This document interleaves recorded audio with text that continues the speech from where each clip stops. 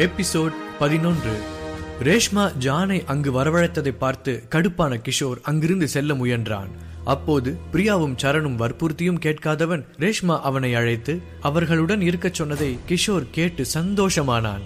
ரேஷ்மா தன்னிடம்தான் பேசினாளா என்று ஒரு நொடி திகைத்து பார்த்தான். அதுபோல பிரியாவும் மிகுந்த மகிழ்ச்சியானாள். ரேஷ்மாவுக்கு கிஷோரின் மேல் ஏதோ ஒரு நல்ல அபிப்பிராயம் வந்திருப்பதை அவள் உணர்ந்தாள். இது இப்படியே சென்றால் கிஷோர் சீக்கிரமே ரேஷ்மாவை தன் பக்கம் கவர்ந்தெழுப்பான் என்று நம்பினாள். பின் கிஷோர் அங்கிருந்து செல்லாமல் ரேஷ்மாவின் பேச்சை கேட்டு அவர்களுடனே சந்தோஷமாக இருந்தான். இரவு கிஷோர் அவனது காலேஜுக்கு அருகில் இருக்கும் ஒரு ஹோட்டலுக்கு சாப்பிட சென்றான். அந்த ஹோட்டல் காலேஜ் மாணவர்களிடம் மிகவும் பிரபலமாக இருந்தது. மேலும் அங்கு அதிகமாக வசதியான மாணவர்கள் மட்டுமே வந்து சாப்பிடுவார்கள். கிஷோர் அந்த ஹோட்டலுக்குள் நுழைந்ததும் அவனது சக மாணவர்கள் அவனை ஏற்ற இறக்கமாக பார்த்தனர். கிஷோர் ஒரு ஏழ்மையானவன் என்பதை அங்கிருந்த மாணவர்கள் அனைவரும் அறிந்திருந்தனர். அவர்கள் பார்ப்பதை உணர்ந்த கிஷோர், நான் எனக்கு பிடிச்ச சாப்பாட சாப்பிட வந்திருக்கேன், அதுக்கே இவங்கெல்லாம் என்னை இவ்வளவு கேவலமா பாக்குறாங்க என்று தனக்குள் நினைத்து கொண்டான்.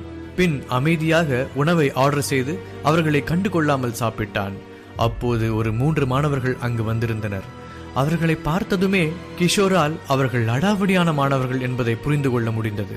அந்த 3 மாணவர்களும் ஒரு டேபிளுக்கு சென்று உட்கார்ந்தனர்.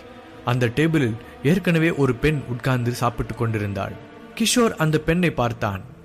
அவளது ஆடை மிகவும் பழசாக இருந்தது. ஒரு ஏழ்மையான தோற்றத்துடன் இருந்தாள். அந்த மாணவர்களை பார்த்ததும் அந்த பெண் சற்று தயக்கத்துடனே குனிந்தபடி சாப்பிட்டாள். அப்போது அவர்களில் ஒருவன் அவளை கிண்டல் செய்ய ஆரம்பித்தான். மலர், இங்க சாப்பாடு கொஞ்சம் காஸ்ட்லியாச்சே, உன்கிட்ட கொடுக்க காசு இருக்கா என ஒருவன் கிண்டலாக கேட்டான். அதற்கு இன்னொருவன், டே அவகிட்ட இல்லைனா என்னடா, நான் அவளுக்காக பணம் கொடுப்பேன் என சொல்லிவிட்டு, என்ன மலர், ஓகே தானே, நான் தரவா என கேட்டான். அதற்கு மற்றொருவன், நீ அவளுக்கு என்ன தருவன்னு எனக்கு நல்லா தெரியும் என கிண்டல் அடிக்க அந்த மூவரும் சத்தமாக சிரித்தனர். மலர் அவர்களின் வகுப்பு மாணவி என்றும் பாராமல் அவளை அவர்கள் ராகிங் செய்து கொண்டிருந்தனர். குறிப்பாக அவளது ஏழ்மையை பற்றி பேசி அரட்டை அடித்தனர். மலரை அவர்கள் ராகிங் செய்வதை மற்ற டேபிள்களில் இருந்த அனைவரும் பார்த்தனர். மலருக்கு அங்கு இருப்பது சங்கடமாக இருந்தது. ஆனால் அவளது பசி இன்னும் அடங்கவில்லை. அவர்கள் தொடர்ந்து அவளை விடாமல் கிண்டல் செய்ய ஒரு கட்டத்தில் கோபமான மலர் எழுந்து சத்தமாக அவர்களை திட்டினாள். அப்போதுதான் கிஷோர் மலரின் முகத்தை பார்த்தான். குழந்தைத்தனமான முகம், மேக்கப் போடவில்லை. இருந்தாலும் அவள் அழகாக இருந்தாள். அவர்களும் எழுந்து அவளிடம் வார்த்தைகளால் சண்டை போட்டனர். மலர் அவர்களை விடவில்லை. அவர்கள் அசிங்கப்படும்படி சத்தமாக திட்டினாள். ஒரு பொண்ணு கிட்ட வந்து இப்படி பேசுறீங்களே, உங்களை யாரும் எதுவும் கேட்க மாட்டாங்கன்னு நினைச்சீங்களா? ஒரு நாள் உங்க அராஜகத்தை எதிர்த்து ஒருத்தன் வருவான், அப்ப காட்டுங்கடா உங்க ஆம்பளத்தனத்தை என சத்தமாக அவர்களிடம் கத்தினாள்.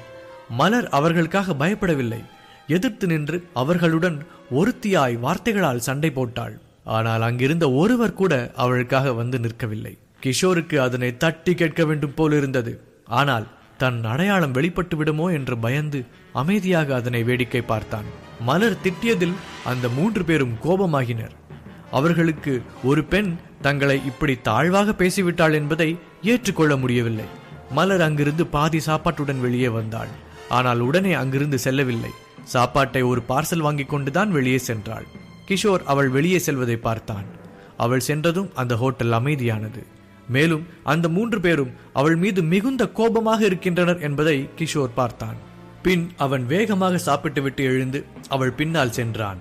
அவள் நேராக கல்லூரியில் இருந்து கொஞ்ச தூரத்தில் இருக்கும் ஒரு ஏரிக்கு சென்று அங்கிருந்த ஒரு பாறையின் மேல் உட்கார்ந்தாள். ஏரியை சற்று நேரம் அமைதியாக வேடிக்கை பார்த்தாள். அந்த ஏரியின் தண்ணீரில் நிலாவுடைய வெளிச்சம் தெரிந்தது. பின் அவள் வாங்கி வந்த சாப்பாட்டை பிரித்து அமைதியாக ஏதோ யோசனையுடன் சாப்பிட்டாள். அப்போது அவளது கண்களில் இருந்து கண்ணீர் தாரை தாரையாக வழிந்தது. அதனை கிஷோர் ஓரமாக ஒரு மரத்தின் கீழ் நின்று வேதனையுடன் பார்த்தான். பின் அவளிடம் சென்று கிஷோர் பேசினான். அவளது குடும்ப பின்னணி பற்றி கேட்டு தெரிந்து கொண்டான். அவள் தன் ஏழ்மையை சொல்லி கிஷோரிடம் புலம்பினாள். எங்க கிட்ட பணம் இல்லைன்னு தானே அவங்க எல்லாம் அப்படி பேசுறாங்க. நானும் ஒரு நாள் நல்லா படிச்சு ஒரு நல்ல வேலைக்கு போய் கை நிறைய சம்பாதிப்பேன். என்னோட இந்த நிலைமை என் குழந்தைகளுக்கும் வரக்கூடாது. இங்க எல்லாம் பணம் தான், அதுதான் எல்லாத்தையும் தீர்மானிக்குது என்று ஆவேசமாக அவனிடம் மலர் பேசினாள். மேலும் தான் படிக்க எந்த தடங்கள் வந்தாலும் அதனை பொறுத்து கொள்ள அவள் முடிவெடுத்தாள். சிலர் அந்த காலேஜில் சேர்ந்து இது போன்ற கிண்டல் கேலிகளுக்கு பயந்து படிப்பை பாதியில் நிறுத்திவிட்டு சென்றிருந்தனர். ஆனால் மலர் அப்படியான எந்த முடிவும் எடுக்கவில்லை.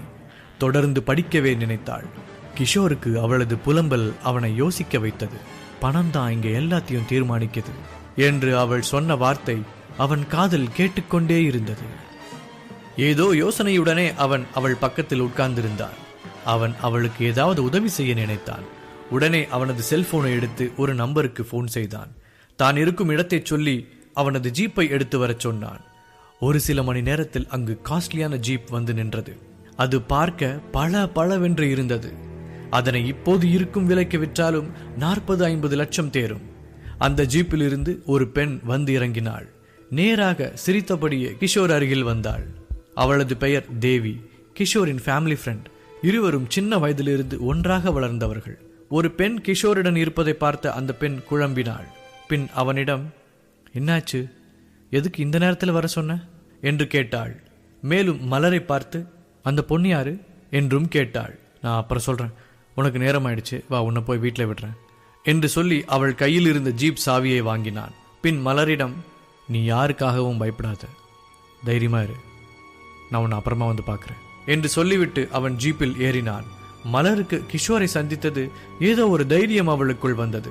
அங்கிருந்து கிஷோரும் தேவியும் ஜீப்பில் ஏறி சென்றனர். உன்னை பார்க்கறதுக்கு ஏதோ ஒரு புது ஆளை பார்க்குற மாதிரி இருக்கு என்று கிஷோரிடம் சொன்னாள். கிஷோர் அதற்கு அமைதியாக சிரித்துவிட்டு நேராக பார்த்து ஜீப்பை ஓட்டினான். தேவி கிஷோரின் தோற்றத்தை உற்று பார்த்தாள். அவனது முகத்தில் ஏதோ ஒரு திட்டம் தெரிந்தது. ஆனால் என்னவென்று அவளால் கண்டுபிடிக்க முடியவில்லை. இருவரும் சில காலமாகவே சந்தித்துக் கொள்ளவில்லை. அதனால்தான் கிஷோரிடம் இருக்கும் மாற்றத்தை அவளால் கண்டுபிடிக்க முடிந்தது. மேலும் அவனை அவள் இதற்கு முன் இப்படியான ஒரு ஏழ்மையான தோற்றத்தில் பார்த்ததும் இல்லை. பின் அவள், சரி அந்த பொண்ணு யாருன்னு சொல்லவே இல்லை என மீண்டும் கேட்டாள். கிஷோர் சற்று யோசித்துவிட்டு, நேரம் வரும்போது கண்டிப்பா நான் சொல்றேன் என்று பதில் சொல்லிவிட்டு ஜீப்பை வேகமாக ஓட்டினான். சிறிது நேரத்தில் கிஷோர் அவள் இருக்கும் இடத்திற்கு வந்து அவளை இறக்கிவிட்டான். பின் அங்கிருந்து நேராக பழைய விலையில் கார்கள் வாங்கப்படும் ஒரு இடத்திற்கு சென்றான். அங்கு அந்த ஜீப்பை அவர்களிடம் விற்றுவிட்டு பணத்தை வாங்கினான். பின் அங்கிருந்து ஒரு டாக்ஸியை பிடித்துக் கொண்டு அவனது ரூமுக்கு சென்றான். அடுத்த நாள் மலரை பார்க்க அவளது அறைக்கு சென்றான். மலர், என்ன பண்ணிட்டு இருக்க என திரும்பி உட்கார்ந்திருக்கும் அவளிடம் கிஷோர் கேட்டான். ஒன்னும் இல்ல, சும்மா தான் உட்கார்ந்திருக்கேன் என அவன் முகத்தை பார்க்காமல் அவள் பதில் சொன்னாள். அப்போது முன்னால் சென்று அவளை அவன் பார்க்க அவள் முகத்தில் ஒரு துணியை வைத்து அவளுக்கு ஏற்பட்டிருக்கும் காயத்தை மறைத்திருந்தாள். உடனே அதை பார்த்து கிஷோர் பதட்டமாகி, என்னாச்சு, எப்படி உனக்கு இந்த காயம் ஏற்பட்டுச்சு என மலரிடம் கேட்டான். அதெல்லாம் ஒன்றும் இல்லை என்று அவள் சொல்ல தயங்கினாள். இப்படி அடிபட்டிருக்கு, என்ன ஒன்றும் இல்லைன்னு சொல்ற என சொல்லி அவள் பக்கத்தில் உட்கார்ந்து அவள் காயத்தின் மேல் வைத்திருந்த துணியை எடுத்து பார்த்தான். நெற்றியில் ஆழமாக வெட்டு காயமாக இருந்தது. மேலும் அதிலிருந்து இன்னும் ரத்தம் கசிந்து கொண்டிருந்தது. உண்மை சொல்லு, உன்னை யார் அடிச்சா, என்கிட்ட மறைக்காது என கிஷோர் ஆவேசமாக கேட்டான். அவளது காயத்தை பார்த்ததும் அவன் மிகவும் கோபமானான். எப்படியும் இதனை மறைக்க முடியாது என நினைத்து மலர் உண்மையை சொன்னாள். நேத்து அந்த ஹோட்டல்ல வந்து வம்பிழுத்தாங்கல்ல, அவங்க தான். நான் அவங்கள திட்டத்தை பொறுத்துக்க முடியாம தான் என்னை வந்து அடிச்சிட்டானுங்க. உடனே, ஓ அவனுங்க தானா நினைச்சேன். நேத்து அவனுங்க அவ்வளோ கோபத்தில் இருக்கும் போதே தெரிஞ்சுது திரும்ப ஏதாவது பண்ணுவானுங்கன்னு என முன்னாடியே இதெல்லாம் நடக்கும் என்று யூகித்தவன் போல் சொன்னான். பின், சரி இப்போ அவனுங்க எங்க இருப்பானுங்க சொல்லு, நான் போய் அவனுங்களை பார்த்துக்கிறேன் என்று கோபமாக அவளிடம் கேட்டு எழுந்தான். உடனே மலர் பயந்து, வேண்டாம் என அவன் கையை பிடித்து இழுத்தாள். மேலும், அவனுங்கெல்லாம் கொஞ்சம் மோசமானவனுங்க, அவனுங்க கிட்ட பிரச்சனை பண்ணா பாதிப்பு நமக்கு தான் இருக்கும் என கிஷோரை அமைதியாக இருக்க வைக்க முயற்சித்தாள். அதுக்குன்னு அவனுங்களை சும்மா விட சொல்றியா என கிஷோர் மலரிடம் ஆவேசமானான். மலர் அவன் கையை விட்டுவிட்டு, அதுக்கு இல்லை, இப்ப நாம திரும்ப போய் அவங்க கிட்ட பிரச்சனை பண்ணா இது முடிவுக்கே வராது. நாம ஒதுங்கி அமைதியா இருக்கிறது தான் இந்த பிரச்சனைக்கு ஒரு தீர்வா இருக்கும்னு நான் நினைக்கிறேன். அதான் அப்படி சொல்றேன். அதுவும் இல்லாம என்னால உங்களுக்கு எந்த பிரச்சனையும் வந்துடக்கூடாது என அமைதியாக சொன்னாள். கிஷோர் இப்போது கோபம் தணிந்து நின்றான். அவள் என் பாதுகாப்பையும் முக்கியமாக பார்க்கிறாள். இப்படியான பெண்ணுக்கு ஏன் இவ்வளவு கொடுமைகள் நடக்கிறது என்று மனதுக்குள் நினைத்தான். பின், சரி வா ஹாஸ்பிட்டலுக்கு போய் காயத்துக்கு மருந்து போட்டு வரலாம் என சொல்லி கிஷோர் அவள் கையை பிடித்து அழைத்தான். உடனே மலர், இல்ல வேண்டாம், அதுவாகவே சரியாயிடும், ஹாஸ்பிட்டலுக்கு போனால் அதிகமாக செலவாகும், என்கிட்ட அவ்வளோ பணம் இல்லை என்று தயக்கத்துடன் சொன்னாள். இல்லை, நீ பணம் தர வேண்டாம், என்கிட்ட பணம் இருக்கு என சொல்லி கிஷோர் அவளை ஹாஸ்பிட்டலுக்கு அழைத்துச் சென்றான். அங்கு டாக்டர் காயத்திற்கான மருந்தை எழுதி கொடுத்தார். கிஷோர் போய் பணத்தை செலுத்தி அந்த மருந்துகளை எல்லாம் வாங்கி கொண்டு வந்தான். தனக்காக இவ்வளவு உதவி செய்யும் கிஷோரை பார்த்து மகிழ்ச்சி அடைந்தாள். மேலும் அவனிடம், ரொம்ப நன்றி, கண்டிப்பா உங்க பணத்தை நான் திருப்பி தந்துடுவேன் என்றாள். அவனுக்கு அவள் மீது இருக்கும் அக்கறையை அவளால் உணர முடித்தது. அவளை பார்த்து கிஷோர் சிரித்தான். அதெல்லாம் அப்புறம் பார்த்துக்கலாம் என்று சொன்னான். அவன் பணத்தை பற்றி கவலைப்படவில்லை. சரி, இன்னும் சாப்பிடல தானே, வா போய் ஏதாவது சாப்பிட்டு வரலாம் என்று அவளை அழைத்து கொண்டு நேற்று அவள் சாப்பிட்ட அதே ஹோட்டலுக்கு அழைத்துச் சென்றான். அந்த ஹோட்டலை பார்த்ததும் அவள் சற்று பதட்டமானாள். மேலும் தயக்கத்துடன், இங்க வேண்டாம், இங்க ரொம்ப விலை அதிகமா இருக்கும் என்று அவனிடம் சொன்னாள். கிஷோர் அவள் கையை பிடித்து, பணத்தை பத்தி எதுவும் கவலைப்பட வேண்டாம், அதை நான் பார்த்துக்கிறேன், நீ இங்க நிம்மதியா சாப்பிடலாம் என்று உள்ளே அழைத்துச் சென்றான். கிஷோர் அவள் சாப்பிட உணவுகளை ஆர்டர் செய்தான். கிஷோரை அவள் உற்று பார்த்தாள். அவன் இந்த உலகத்தின் அபூர்வமானவன் என்று நினைத்தாள். ஆர்டர் வர நேரம் இருந்ததால் கிஷோர், நீ இங்கே இரு, நான் பாத்ரூம் போயிட்டு வந்துடுறேன் என சொல்லிவிட்டு பாத்ரூமுக்கு எழுந்து சென்றான். மலர் தனியாக அந்த டேபிளில் உட்கார்ந்திருந்தாள். சுற்றி பார்த்தாள். அப்போது ஒரு பக்கத்தில் இருந்து ஒரு குரல் கேட்டது, மலர் என்று. அவள் திரும்பி பார்த்தாள். அந்த 3 பேரும் அங்கிருந்தனர். மெல்ல அவளிடம் வந்து, உன்னதான் இன்னொரு தடவை இங்க பார்க்க கூடாதுன்னு சொல்லியிருக்கேன்ல, திரும்ப வந்துட்டியா என மிரட்டும் தோணியில் அவளிடம் சொன்னான் ஒருவன். மலர் இப்போது மிகவும் பதட்டமானாள். அவர்கள் திரும்ப தன்னை தாக்குவார்கள் என்று நினைத்து, தயவு செஞ்சு என்னை இங்க எதுவும் பண்ணாதீங்க, காலேஜுக்குள்ள வேணா எது வேணாலும் பண்ணிக்கோங்க என அவர்களிடம் அவள் கெஞ்சினாள். மேலும் அவள் கிஷோரின் முன்னால் அடி வாங்குவதை தவிர்க்க நினைத்தாள். இப்போது கிஷோர் இங்கு வந்தால் எனக்காக அவரும் அடிவாங்கக்கூடும் என்று பயந்தாள். ஆனால் அவள் சொல்வதை அவர்கள் கேட்கவில்லை. ஒருவன் அவள்